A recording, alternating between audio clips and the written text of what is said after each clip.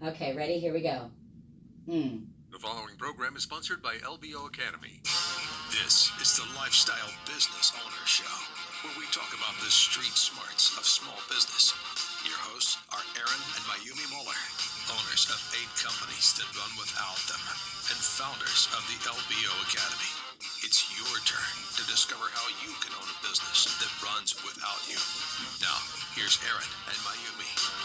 Hello, everyone. You're listening to Aaron Muller with the Lifestyle Business Owner Show, where we talk about the street smarts of small business. If you can't listen to this entire show, you can always go to lboradio.com. That's lboradio.com and get this episode and any other previous episode we've done. Today, our guest is a small business owner that got tired of corporate America and started a franchise. And then he ended up selling it, and then he went out and bought an existing business selling synthetic turf. Our guest today, his name is Michael Vandaveer. From corporate warrior to small business owner, Michael has been successful in his journey as an entrepreneur, and in my opinion, represents many unsettled people out there that are tired of working for the man and want to be in control of their own destiny. I see this all the time in our business brokerage world, but also I want to introduce my co-host, Mayumi Muller. She's not only my business partner, but also my partner in life. She's an amazing woman, a true hustler, and if I didn't have her by my side, I'd never have the success I do. Mayumi, why don't you take over from here? Well, thank you. Michael, you probably didn't think that he would be that sappy with me, right? That was pretty sweet. I know, it was sweet. I'm so excited to have Michael here. I know that, Aaron, you've known Michael for a little bit. I think we discussed on our way walking to somewhere that you've known Aaron for about 15 years. Yeah. Yeah. Well, I know the last time I saw him, he didn't have hair all over his face, so I mean, he's definitely changed. He's definitely has a lot of hair, but that's great. Hey, we're in the Pacific Northwest. Exactly. But And he's selling turf, too. I like his energy. No, He's got cool. great energy. He's a cool cat. Cool cat. Yeah. I was gonna say that. Hey. Dog. He is a cool cat. So But Michael, he's married, girls, so ladies, no, he you don't got a is chance. married.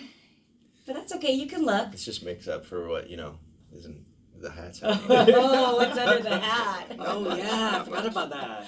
Well, Michael, thank you so much for being on our show this afternoon. We are excited to get started because from corporate America to business owner, I mean, that's a scary process. And so let's hear it. Yeah, so what made you go from corporate America into starting a franchise? Yeah. I mean, that's scary. Yeah, no, it's weird. I think I've always had sort of this uncomfortable feeling in the environment, an unrest, and just always kind of pushing. And I think, your attention span in corporate America, sometimes you start looking at different avenues and, you see management and other things. And for me, it was challenging because I was always really selfish. I had a lot of freedom as a sales executive in corporate America, and I was able to really accelerate my income. So I always felt like I was just running a business inside of corporate America. Okay. And a lot of times management meant it meant more time in the office, more headaches, more things, and a lot of times less money. So, the first, when I was working at Verizon Wireless, I was actually on a sales trip in Switzerland with Matt Rissell. Yeah. The founder of T-Sheets. They just sold to Intuit QuickBooks. Oh, wow. Wow. So yeah, really cool. I met him. He had the same position as me. We had both won this exotic trip, President's Cabinet. We were in St. Moritz, Switzerland, skiing in the Swiss Alps. Wow. Yeah, Cool. yeah, 25 years old. America. So you're 25 years old all of a sudden? years Yeah, I'm old. 25 years old. I'm in the Swiss Alps on Verizon's dime, staying at one of the most exclusive hotels in the world, and I meet this guy from Idaho, and he's just spitting vinegar, and I mean, we just instantly hit it off, and I'm like, wow, this guy's cool. He's my kind of guy. And he says to me while we're on the trip, yeah, I'm quitting Verizon. I'm starting a company. I'm like, wait, we're in Switzerland on Verizon. Why are you quitting the company? Yeah, and he's top sales guy, Yeah, right? yeah, he's top sales guy. And he was starting a Cartridge World franchise. And therein lies how I got introduced to Cartridge World. So he just started he was just going to be a franchisee, right? He wasn't starting the whole franchise, right? He was purchasing a franchise. It was his first foray into. So Cartridge World, you guys were doing like replacement cartridges for like printers and stuff like that. Yeah, right? absolutely. And did you refill them? The We cartridges? did. Yeah. Yeah, So yeah. I remember that New place. Zealand-based franchise. Yeah, we actually had the owner of that company, coincidentally, that Bill Johns. Yeah, that he bought the place from This guy right here, Michael. Oh, wow. So anyways, so he was going to Okay, start okay. this deal, and so intrigued you. Yeah, kept in touch, and one thing led to another, and I had the first Cartridge World franchise in the Northwest, right in Redmond, Washington. Wow. Yeah, And it was that's how I met you. Yeah. Yeah, you came in, you were driving your Mercedes, you came in, you're like, what are you doing? Why did you buy a business, man? You have your hands in so much crud here. Well, I said, why did you buy a franchise? Well, yeah, he's like, dude, why do you have a business if you're gonna do everything? He's like, I still, some of the stuff he said to me, I still repeat. It's like, he said to me, dude, sometimes you got to lower your standards and trust your people. And I'm like, man, that is so and Aaron Muller. And then what happens is like your people do it better than you, and you're like, You're right. Wow, Yes. All my employees do it better than me. Yes. Like I'm like, I don't even want to get in their way. Because they learn from you guys. That's He why. gave me the E-Myth. He was like, dude, you need to read Oh. this book, bro. Oh God, you guys. Now we give Yeah, the man. lifestyle business owner, Dude. but yeah. Wow. now, You yeah, do. yeah. I wrote my own E-Myth book. Yes. Well, it was the E-Myth Revisited, but Yes. that book was amazing. And Yeah. I got that cartridge store running owner absentee, and then How many months or years did it take you to get the franchise and do owner absentee? How long did it take you, that process? Well, it was, after I made the decision, it was actually pretty quick, because I was You had so to let go. miserable. It was just chewing me up. I was Yeah. miserable, and I'm like, what am I doing? And so we got it working. I actually went back to work at Verizon Wireless while I had it. And then I hurry up and I sold it, and it was crazy because the guy wrote me a check for it. And I was sitting there at my desk one day, and I'm like, why did I sell that? Yeah. Like, it was just this little thing that was humming, but it was great. I got my accountant. It was funny. We closed the books, and he said to me, he's like, well, that's the best way to get an MBA Yeah. in small business ownership, because So true. Yeah. Even though That is so true. even though no corporate America person who's gone to college will ever give you credit like that. That's man. true. I couldn't even That get a is job true. as a freaking salesperson making $30,000 a year from a truck leasing company because I Yeah. didn't have a college degree. So they'll never give you that credit. Yeah. But you're right. It's 100%, 100 times better than any kind of MBA you could ever absolutely. get. Absolutely. So I want to go back to the franchise, right? So you started this franchise, right? Or from scratch. Yeah. Which Yeah. is really difficult. SBA loan. How do you feel owning a franchise? What do you feel like that right now, going back at it, I get it. You got it to a point, right, that it was really cranking for you. And that's why I always say it's like, I don't sell my businesses typically because they cash flow for me. Yeah. And I can never make that much money just selling because it's just a one-time payout and taxes and all that other stuff. And I can just have this business running for me and not having to work very hard at it. It's hard to sell a small business. Yes. So, but going back on it, do you feel like buying a franchise was a good decision back then? No, I don't. I wasn't not happy with the franchise. Was not as mature as most franchises. So I think there's best in breed franchises, and then there's the new people that are getting on the franchise bandwagon. But I would say what I learned the most about buying a franchise is I was on the wrong side of the spectrum. Right? So the real business model, the real money to be made in the franchise business is to be the franchisor, not the franchisee. You get people to risk all of their money to do everything to pay you a royalty for your system. And so, sometimes some systems are better than others.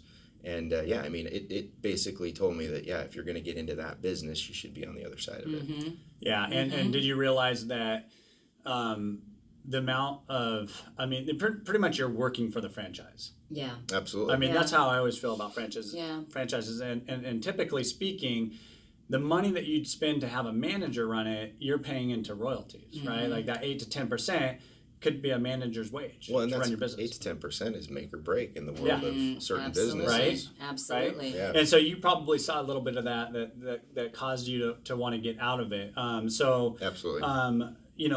I kind of want to find out what prompted you to sell. So you did have a good going concern. What really prompted you to sell? Yeah, so what prompted me to sell was primarily not being able to see myself wanting to expand it to everything and grow it and buy more franchise licenses from them, just because there were too many. This was 2006 and I wanted to sell cartridges online, and they were like, nope, you can't do that. Yeah, I'm like, the damn limitations, you're right? It's like, limited, yeah, yes. well, that's crazy. Well, you got to wait for us.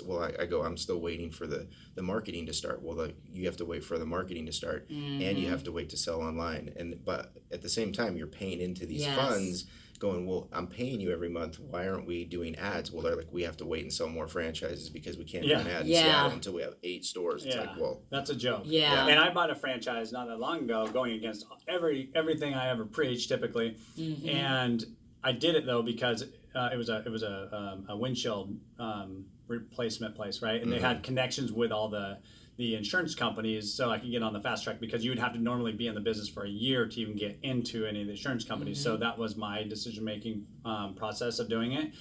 And I got to tell you, man, it really upset me because I did all this marketing, SEO. I own an SEO company, and I basically did all of it. So I'm ranking really good, doing all this stuff. Everything's great, getting leads, and then they decide that they don't even tell us, and they just build a new website and then blow all my all my stuff I had done away, and they don't care because it's all about them. Yes. In the end. yeah. Right. So it's a buyer beware. You're getting into franchises. You think it may be a great option for you, but in a lot of times it's actually can be detrimental. I mean, to do you. your homework. Yeah. False comfort. False comfort. I Yes, love false that. Yeah. comfort. People, I think they think, oh, it's a franchise. It's a da-da-da And that's why franchise. people get into it, right? Yeah. It's actually more of a risk because you're paying money. Like I paid $25,000 just to open the store in Redmond. That's real money, and it's. But like, that was you just could use that money. to get the license, right? Right, That wasn't even to Yeah. build out the store anymore. Yeah, you still had to build You're into out. another $125,000 probably to get it really rolling, right? Totally.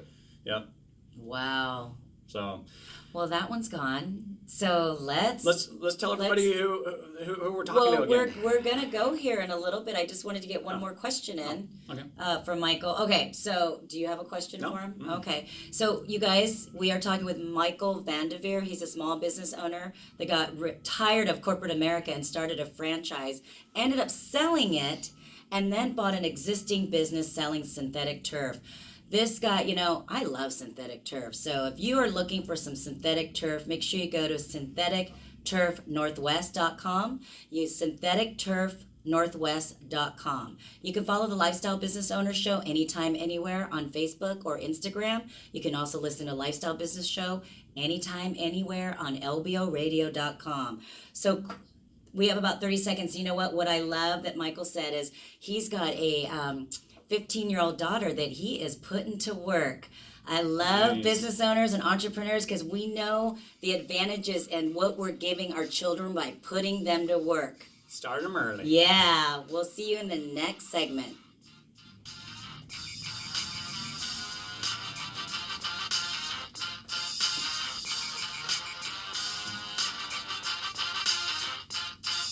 All Okay.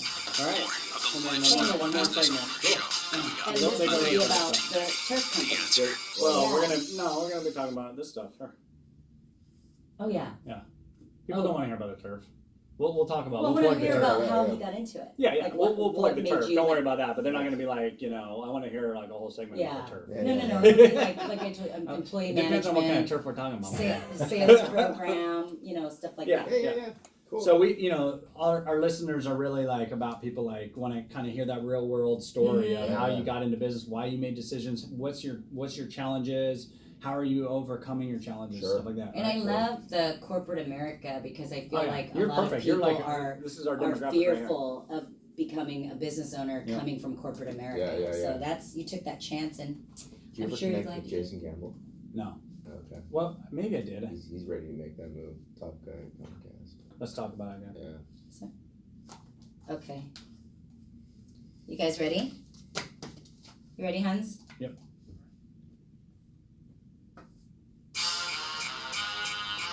Log on to lboradio.com while you listen to the Lifestyle Business Owner Show.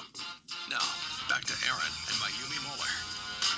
Welcome back to the Lifestyle Business Owner Show, where we talk about the street smarts of small business. Today we're talking with Michael Vandaveer, a business owner that got tired of corporate America. I know, that's hard to believe. And started a franchise, ended up selling it, and then bought an existing business selling synthetic turf. You can reach out to Michael if you're in the market to getting synthetic turf, or if you want to refer him to somebody that you know, or a company or business or a school. Syntheticturfnorthwest.com is how you get a hold of Michael. Michael, thank you for being on the show this afternoon. And I want to kind of know now, in the last segment we talked about corporate America. You know what, you took a chance, and like Aaron said, are you glad you took that chance and left corporate America? Absolutely. Now you can go on that trip to Switzerland on your terms, right? There you go. I like it. Love it. And you can write that trip off then. Yeah. So what? Even better, Yeah. even better. So why don't you tell us about how you got into synthetic turf? Absolutely. So I'm a big golfer, and I grew up playing golf. My grandpa bought me my first set of clubs when I was 11, and so, you know, when I was making all those sales in corporate America, I was always a guy looking at his backyard that would be like, dang, it would be nice to have a golf green in my backyard. Oh man, he is a serious golfer. Yes, and so anyways, I was playing golf. I play at Snohomish Golf Course. I live in Monroe, Washington, and I sometimes I just go out there and I get paired up with people, and I went out alone and got paired up with like the three old guys, right? The fourth didn't show up, and so it was like, okay, cool. And, you know, it was fun. What a great way to meet people, right? I know. Yeah, and it really is. And especially now in the business I'm in, I always have cards. And when I hand them my card at the end of the round, everybody's like, oh, you know, it's like you're playing with, you're golfing with golfers. But anyways, you Glenn, didn't realize you're golfing with Bill Gates, did you? Yeah. Jeff Bezos and Bill Gates. Yeah, so I saw Glenn Charvat, the original founder of Synthetic Turf Northwest, in the parking lot having a Pabst Blue Ribbon with one of his buddies. No way. And So I'm you like, recognized him? well, I played golf with him. Oh, all you day. did play with that. Yeah, That's I got that to you know were the them. foursome with Yeah. Okay. It was a good time, and I said, "Oh, you do that?" And he goes, "This is exactly what he says to me. Yeah, you want to buy it?" Oh, I love it. And Love I'm that. like, maybe, you know. And at this time, I was at Tableau Software. There's a whole other story there. Yeah. But I'm in a software startup that just went IPO, and I went there to basically shake my world up so that I didn't stay in my current corporate job forever. And so it was the longest year of my wife and I's life. And I immediately was like, it just like put this little thing in my mind. 9 months later, I bought the company. Wow, and he still had it for 9 months. Well, he was about to shut the phone down, and I texted him. I'm like, hey, you still have that turf company? And wow. 2 weeks later, we had a deal done. Timing was Oh, yeah. impeccable. No, Wow. that's awesome, man. I love it. I love that that's story. How actually opportunities come to me the same way. I don't usually go out looking to buy a business, right? Yeah. It's just they kind of fall in my lap. We ended up buying 2 businesses last year alone, you know, because of that problem, you know. Exactly. But when the problem is you're sick in the head a little bit. Yeah, no.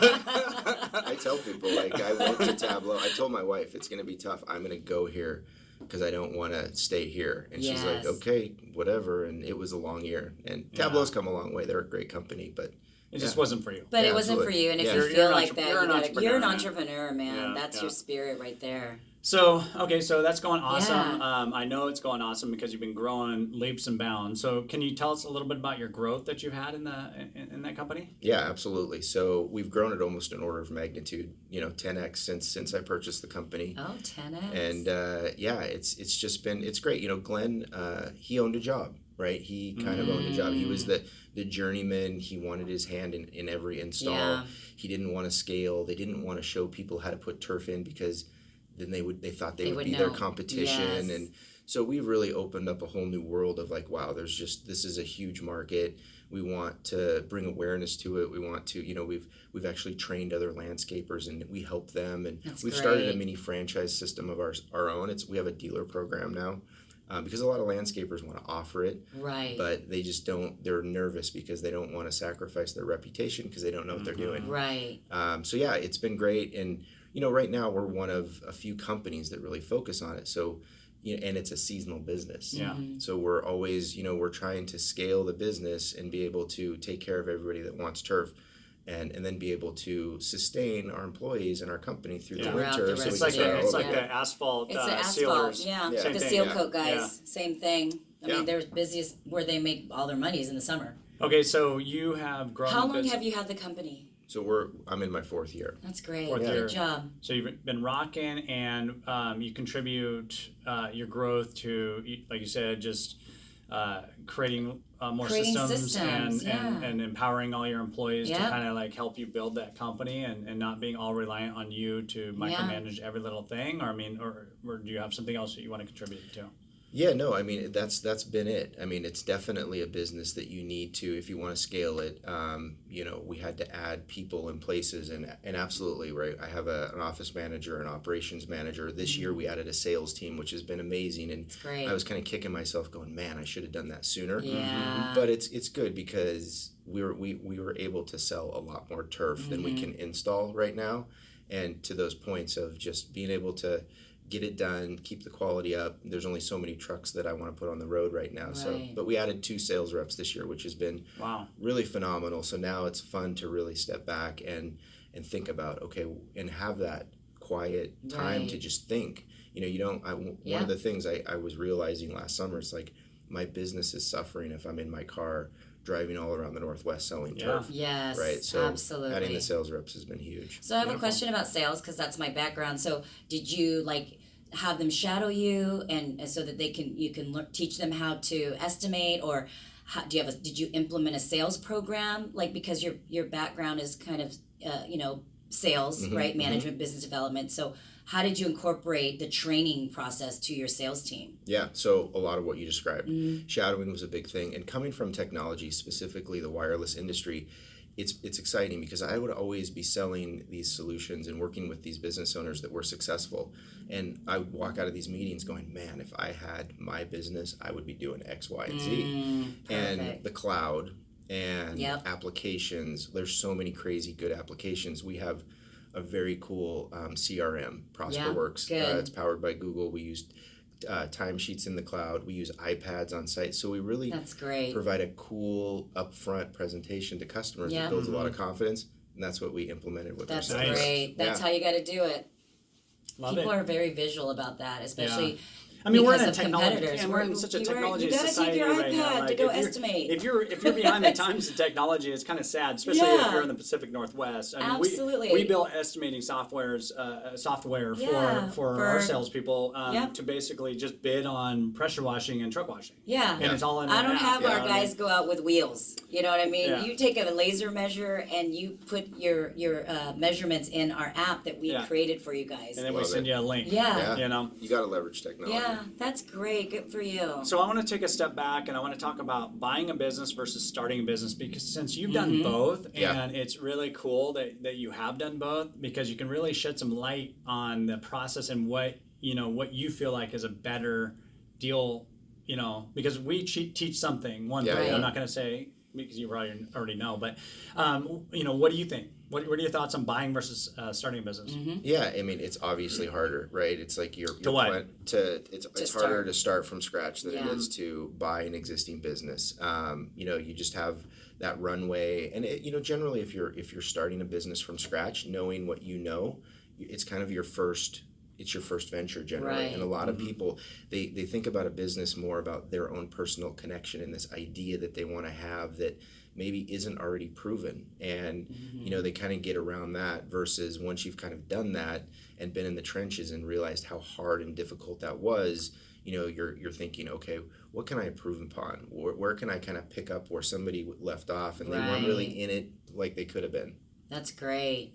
Yeah. It's That- just a lot. that's what It's we just a teach. lot easier to grow and to build that company, because you're basically spending the An first. existing business. Yeah, you're basically spending your first 4 years trying to just get it going. The first Trying to 2 figure years, it out. especially figuring it all out, Yeah. and then third, and then the fourth year, you start growing a little bit. But then a lot of people are burned out by the time Yeah. they get to the fourth Absolutely. year. Well, They're like, because kinda you're like working you. a job. You had about 4 Yeah. years, Job. and then you said, Yeah. "I'm going to sell this." Yeah. right when you Yeah. figured it out.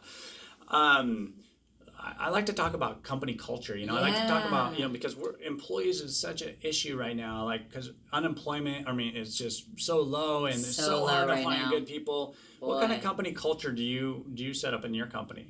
Yeah, culture, right? It's well, when I think about culture, I think about, okay, you know, when I first started the business, I was on every install, and you really built this rapport with people, and the reviews you would get, it's like your name was in the review, and people Right. felt confident, and they referred you to your friends, and so I'm like, okay, well, that can't happen. Yeah. So how do we pass that on in a way where we're not saying, well, you have to do this, and this is what we do when you go there. It's just like, how can we create this energy and sort of family Right. where we bring the right people in? And I think it starts with just making sure that you have a good process for identifying, like, sometimes people just aren't a good fit. Tableau, they told me I couldn't have the job. And they knew I wasn't a good fit for Tableau. Yeah. Like, they knew. They're like, Wow. this Verizon You're too independent thinking. corporate guy. Yeah. Well, they were just like, dude, you have one of these cake enterprise sales jobs, and you want to come work at Yeah. Tableau? No. And the guy that said no was like, hey, if you want a job here, call Scott. He's the VP. And you know, it was weird. It was like, I wanted what I couldn't have. Right. Ah. We're always like that. And then I got it, and Yeah. it was bad. But Yeah. it brought me to where I'm at, so that was So good. he knew better. Yeah. Yeah, he did. They did. I've It's had people funny. in my life do the same thing. Luckily, You know, it's I've had only a bankers year tell me of the your same time. thing. You're gonna fail in this, Yeah. just so you know. And I'm like, Yeah. I'm gonna kill you. Why would you say that to me? And then like a couple years later, I'm like, dude, that guy knew what he was talking about. Totally. Exactly. Yeah. Well, you know what, you guys, I know I want to talk to Michael a lot longer, but we are going to have to thank Michael for being on our show today. If you want to learn more about Michael's business, Synthetic Turf, you can reach him at www.syntheticturfnorthwest.com. We already heard that the culture, you're going to love it. Everyone there is going to be warm and friendly, and they're going to help you find solutions to your needs. Here at the Lifestyle Business Owner Academy, we're not rendering legal or financial advice. We're not telling you what you should or shouldn't do with your money or your business. We're just simply telling you what we do personally. When we come back, we're going to start our LBO segment. This is where we talk about the street smarts of small business. We talk about how to buy a business, grow profits, and make it run without you. Make sure you guys follow us on the Lifestyle Business Owner on Facebook and Instagram, and you can always listen to the Lifestyle Business Owner on lboradio.com. That's lboradio.com. Again, I want to thank Michael for being on our show this afternoon. What is Thank you, one guys. quick thing that you can tell listeners about buying a business? Buying a business, it's a lot of work. It's a lot of work, but it's worth it, right? Absolutely. Should you use a broker? Absolutely. Use a broker. Thanks, Michael. Thanks, you guys. I didn't mean to going to stop, but you know what? I think it's important because I think people think, oh, I could buy this business and then I don't have to be there anymore, right? You have to develop systems with it. Are you there? Where? Are you at your he's business growing, man. every day? He's in build Well, mode. no, I'm stepping away. Like, but I'm you in step away and point. He You doesn't are like the he doesn't step like away. us. He's more of that, like, So looking right- at the bigger picture. Because when we're in build mode, we're there, Yeah. you know, for like 30, 60, 90 days. But then, you know, just to kind of get things going and, you know, put some additional systems in. So, but you're able to step away now, but you're in growth mode right now. We are, Good. absolutely.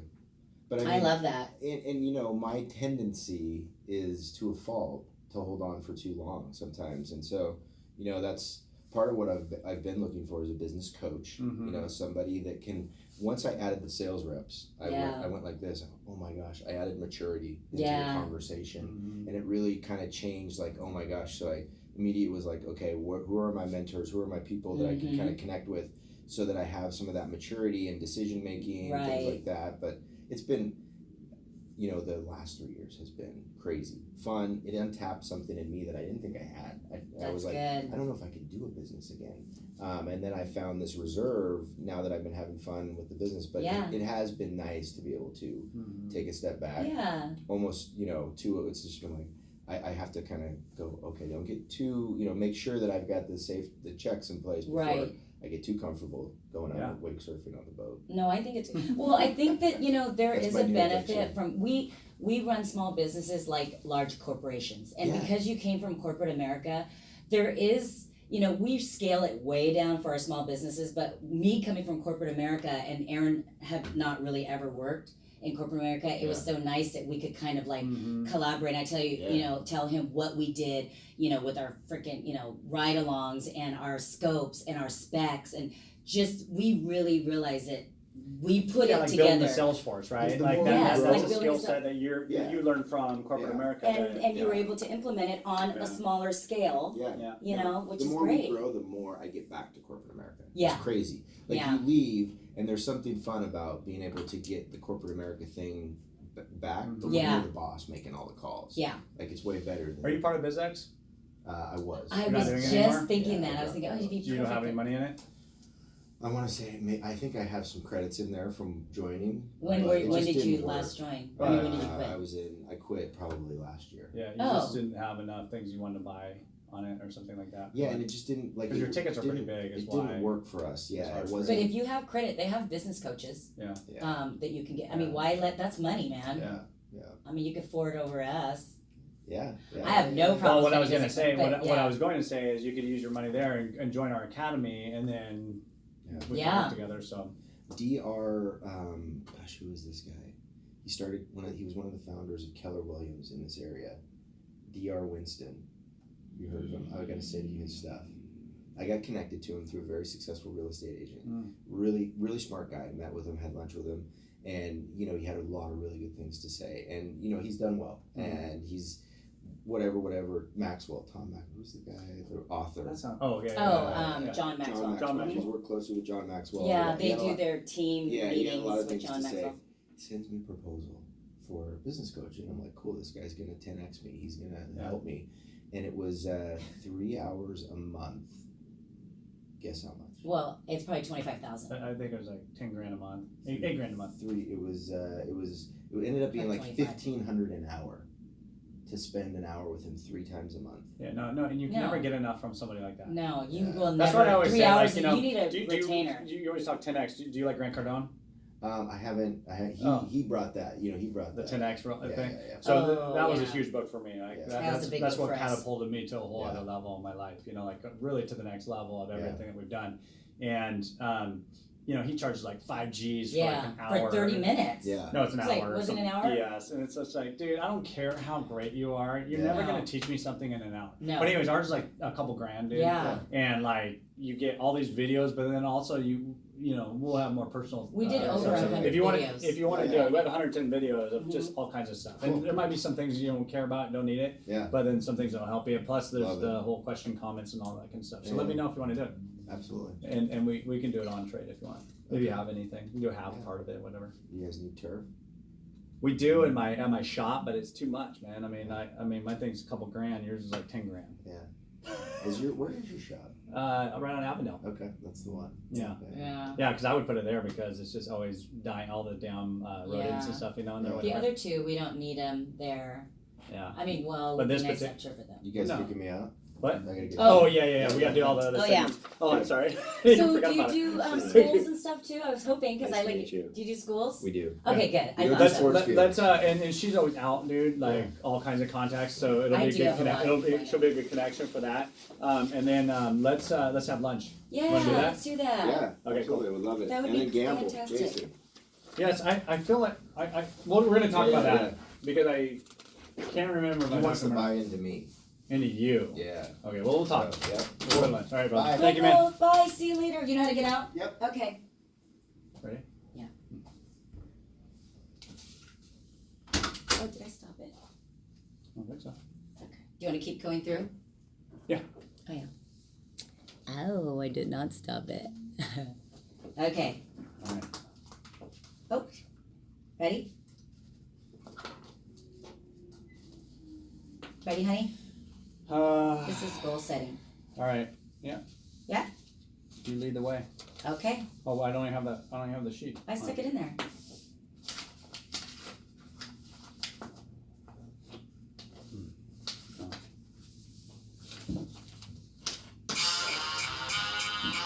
You're listening to Lifestyle Business Radio.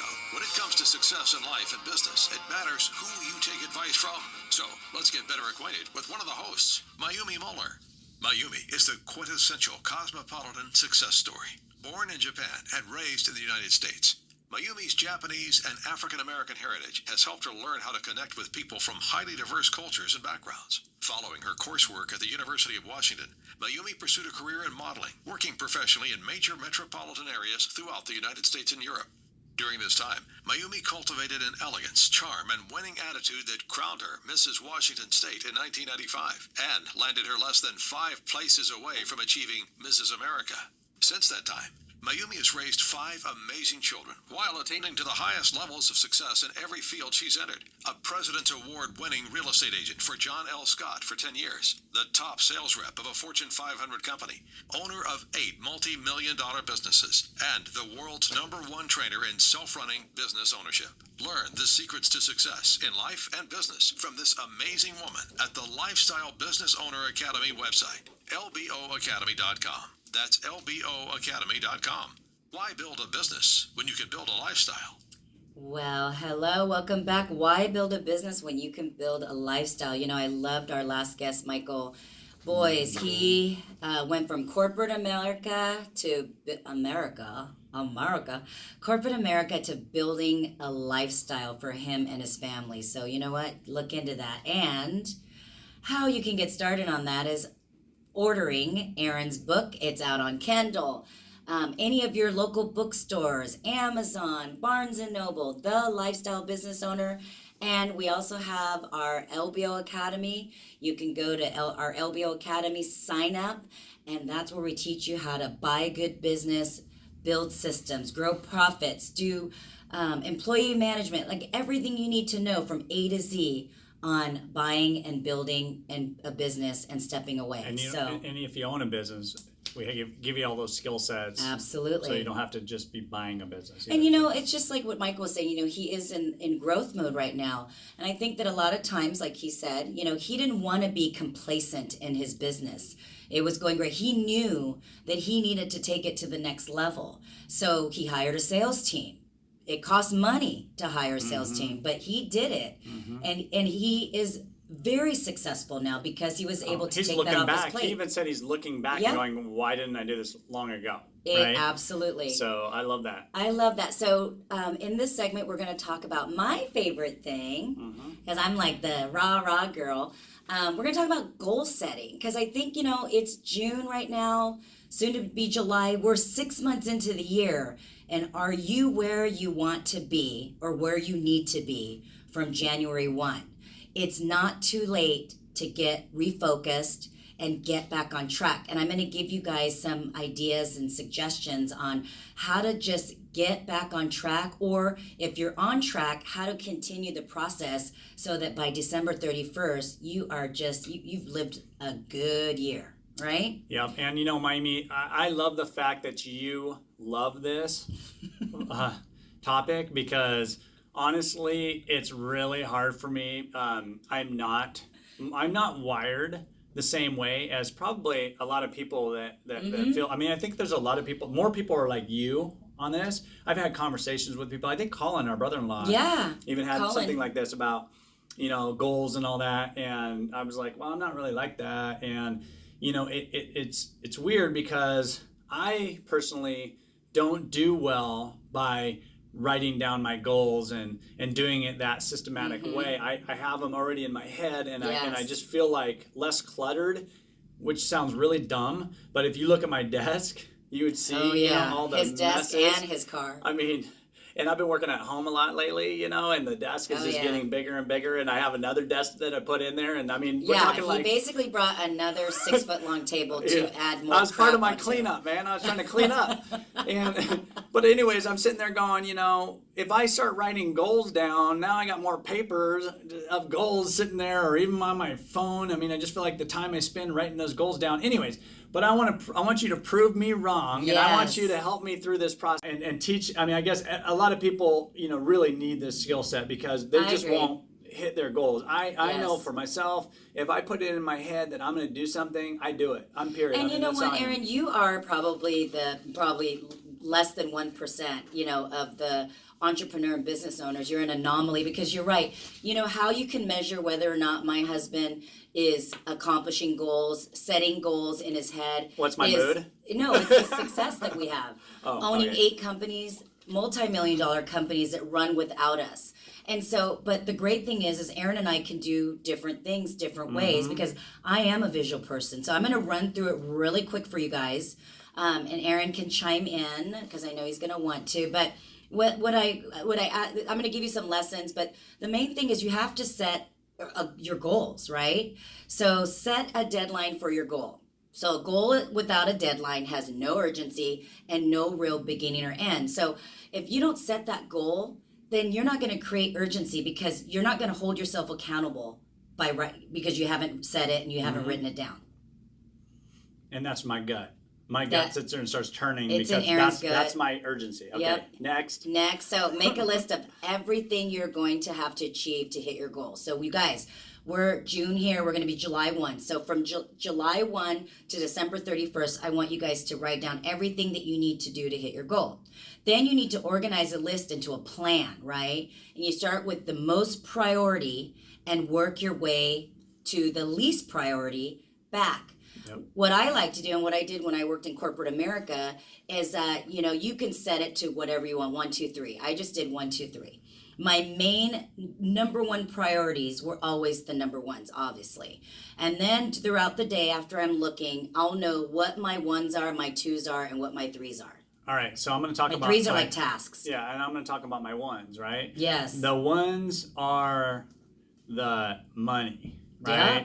Dollar signs. What do I need to do today to earn me $1 tomorrow or today? So that's right? income generating That's activity. my number one That's goal. his number one. So if I have a deal in place and I need to just work out some problems, issues, whatever I'm dealing with to get that deal to close, that's the very first thing I do, right? And then the secondary stuff would be maybe like, I get a letter from the IRS and I need to fill out some form and I got to get it in. That would maybe be my 2, and then the 3 are just tasks. Are tasks, Just like your basic daily things, tasks. like I got to go get my wife a new purse, or maybe go that get should be on your groceries or something everyday like that. task. Anyways, Okay, so that's good. Next. So, and you know what? Honey, if my husband always says, "Baby, do you have to buy another planner or calendar?" Oh, God. Because I am so sick, and I buy highlighters, and I'm like, she's ridiculous. I do, and you know what? I'm old school, you guys. So Purses and planners. Think Purses of and it on planners. paper. Think on paper is what I'm going to say. If you're more prone to wanting to use your iPad or your Samsung Galaxy or your phone, that's fine. But basically, unwritten goals lead to confusion, frustration, vagueness, and misdirection. Very much so, but let's go back to that. If you don't put all your goals in one place, you're going to be confused and disorganized trying to find them. Okay, because and if I'm one's gonna on a phone and one's in a one planner. Yeah, okay, so you know what? This is my advice to you guys that are like me, compulsive planner and journal buyers. Keep it in one. So with all of our businesses, I do have a journal For each business. Yeah, that's so smart. that's the way I do it. So your Costanza purse. yes, I do. It depends on what business I'm going out to represent. And I know we live in a society where everything's automated, it's on your phone, and that's fine. You can use your smart device to put in your goals, but make sure that when you start putting in your goals that they are SMART goals. And we've talked about this before in other shows. SMART stands for specific, measurable, achievable, relevant, and time-bound. Every goal that you write needs to be specific. It has to be measurable. It has to be something that you can achieve. It has to be relevant, and you have to put a time frame on it. So you want to do this every single day so that you move forward towards your goal, right?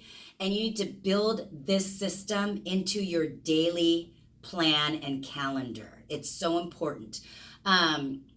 Just like, honey, we put, Aaron and I share calendars. And we put everything in our calendar, even if it's something that Aaron's not going to be going to with me.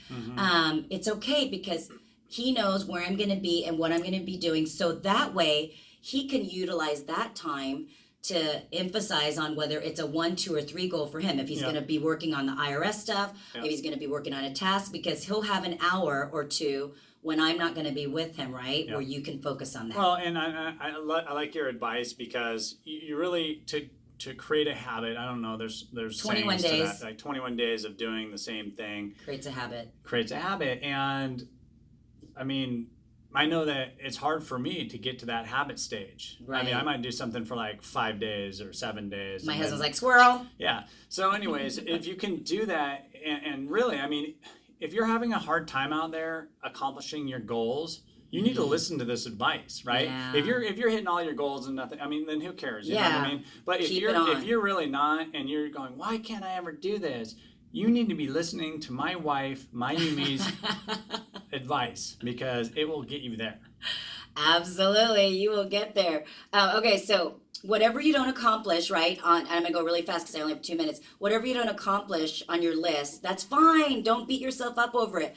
Put it on the next day, okay? Because the more effective and the more you accomplish your goals, the more powerful you're gonna feel. Okay, so none of this is gonna work if you don't apply action, and make sure you do something with action today. All right? So what I want you to do is make your list of 10 goals that you want to accomplish from now until the end of the year. Set a deadline for each goal and make a plan for each goal. Do something every single day. Make sure you write it down. And once you start pushing forward, guess what? You're going to get disciplined. You're going to be more dedicated, and you're going to actually accomplish your goals, which actually will empower you and make you feel fantastic. And then they get bigger. They get bigger. You know what? Don't be afraid of having these big, huge, crazy goals, right? What is that one about the elephant, right? You can have a big, huge goal like that. But you know what? The journey is going to take you to just taking little bits and pieces of it until you've accomplished that. So, I love you guys, goal. Okay, so stay tuned for our Ask Aaron segment. This is where business people across the world write into us and ask us questions about the street smarts of small business. If you've missed any of our show today or would like to listen to any of our previous shows, go to lboradio.com. And also make sure you follow us on the Lifestyle Business Owner Show on Facebook and Instagram. And also you can always listen to us anytime, anywhere on lboradio.com. That's lboradio.com. Thank you guys so much for listening to this segment. And make sure you get your goal setting started right now.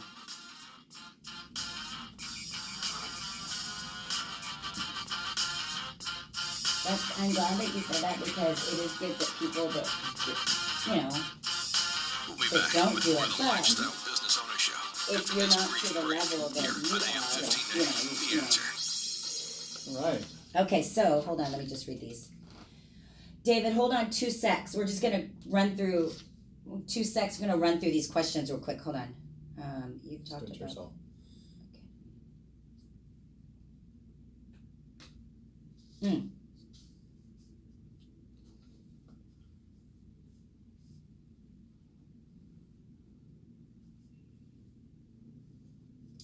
Okay.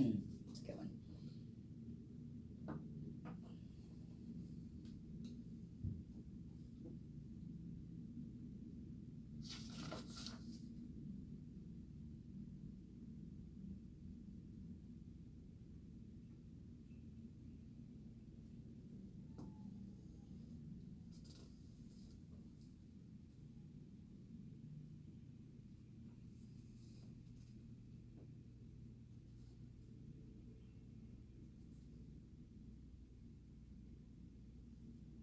All right. Go. Okay. Ready. You're listening to Lifestyle Business Radio. When it comes to success in life and business, it matters who you take advice from. So let's get better acquainted with one of the hosts, Aaron Muller. As a child, Aaron developed an interest in small business ownership from his family's marina on San Juan Island. From the start, Aaron was driven to seek out business opportunities and attain entrepreneurial success. His very first business venture was catching and selling shrimp at the docks when he was only 10 years old. While his peers were preparing to enter 7th grade, Aaron opened a bumper boat rental company, catering to San Juan's ample tourist traffic. Aaron's first real job came in high school, but by the time he graduated, he had earned enough to purchase half the company. Over the past 30 years, Aaron has gone on to start or buy over 20 companies in the Pacific Northwest, and now owns 8 multi-million-dollar businesses. Aaron is the world's premier trainer in self-running business ownership, and author of the Lifestyle Business Owner book, which lays out the principles for making a 6-figure income by working as little as 5 hours a week. Learn how to achieve your goals from this phenomenal business mind at the Lifestyle Business Owner Academy website, where you learn all kinds of amazing business knowledge. Visit lboacademy.com and take your life in an extraordinary new direction.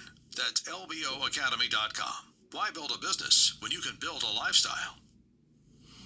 That's right. That's right. So what I want to talk about now is the Lifestyle Business Owner Academy, so we can teach people how to get there and have the lifestyle that they ultimately want. I think everybody really wants to be able to have any lifestyle they want. I don't think anybody wants to be bound to a job every day and doing the grind and not having any freedom that they would ever want to have, right? And doing the grind for somebody else. Yeah, and there's nothing wrong with that. We all need employees and all that stuff, but and that's security, right? I mean, some people like security in their life, but I think if somebody were given a choice, if they could make it easy for them, and if you said, listen, I'm going to make it easy for you to have a lifestyle that is a lot more carefree, easier, not as binding to your time, More freedom. and still make the same amount of money, would you be interested in doing this?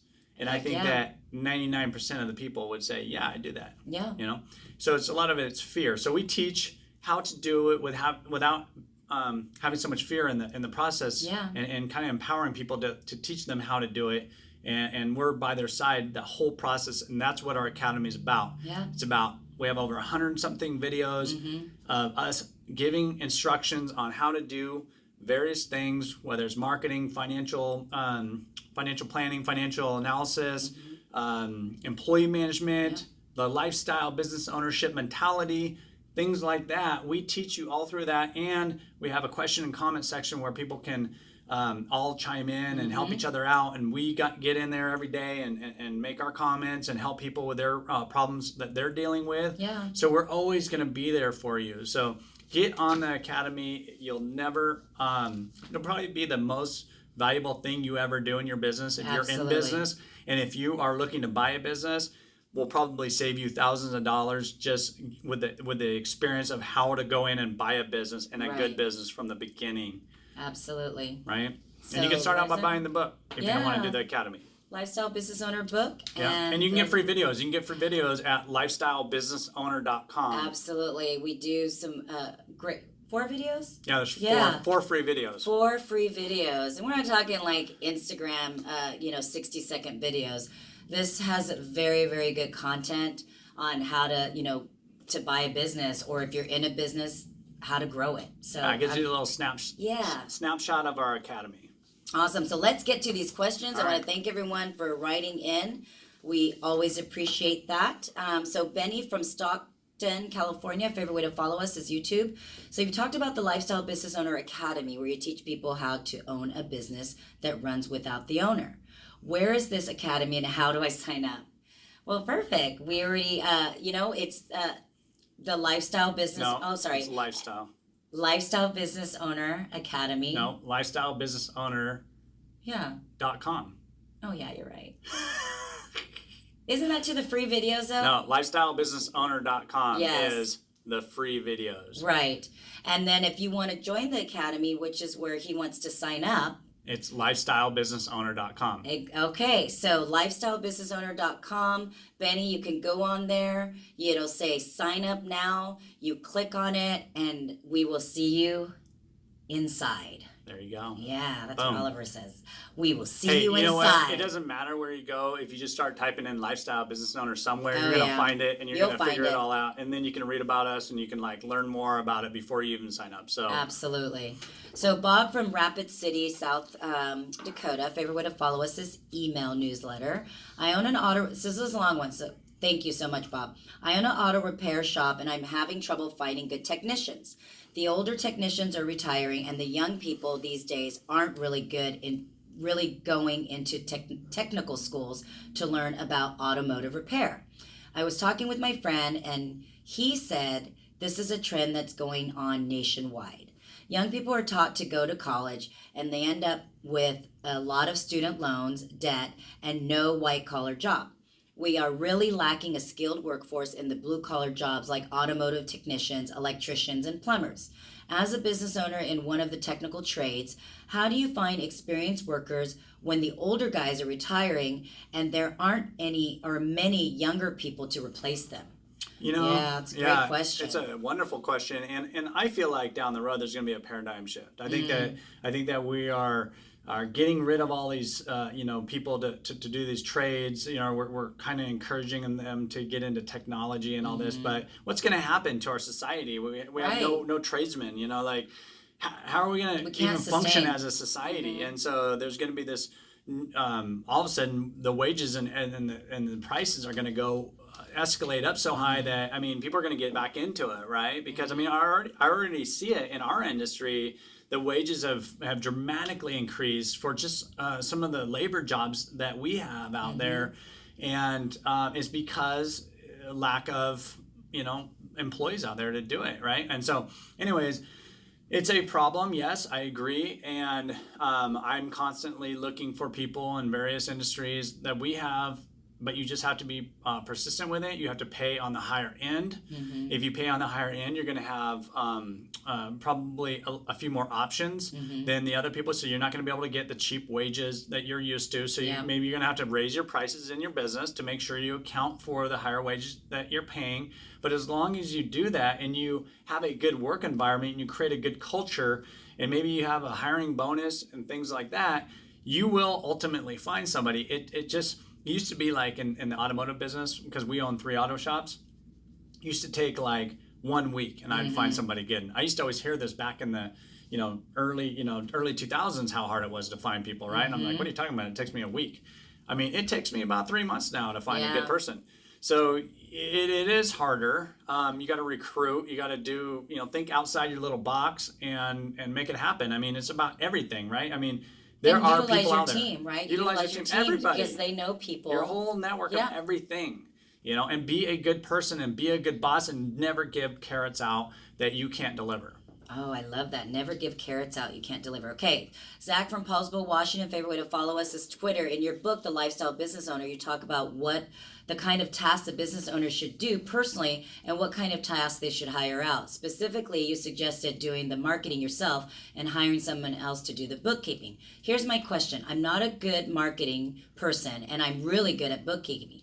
As a business owner, can I do my bookkeeping myself and hire someone else to do my marketing? Absolutely. Yeah. It's really what your skill sets are. And a lot of people have kind of a general idea of what it takes to be a marketing person, right? Like I'm just talking general, right? And so that's why I always say go into that, because you can spend a lot of money on people's ideas and thoughts because they got your pocketbook and they're not really looking out for you. So that's what I say. But if you're going to be doing the books, you're obviously going to be really paying attention to what you spend. So you just need to make sure that you identify a really high quality marketing company when you do it, and that you test them out slowly. Yep. Don't let them, don't sign some 3-month contract with them. Right. Just do it like 1 month and see how they do and see if they're effective, and then give it another month, give them some time and then make a good decision. Great question. Thank you all for listening to the Lifestyle Business Owner Show, where we talk about the street smarts of small business. If you missed any of our show, make sure you go to lboradio.com and you can listen to it anytime, anywhere. Again, I want to thank Michael Vandaveer. Gosh, he was a great guest. He's just such a good person. You can reach out to him if you're looking for synthetic turf. Go to syntheticturfnorthwest.com. That's syntheticturfnorthwest.com. Make sure you submit your questions to Ask Aaron at lboradio.com, and make sure you follow us on Facebook and Instagram at The Lifestyle Business Owner. Thank you all so much for listening, and we will see you next week.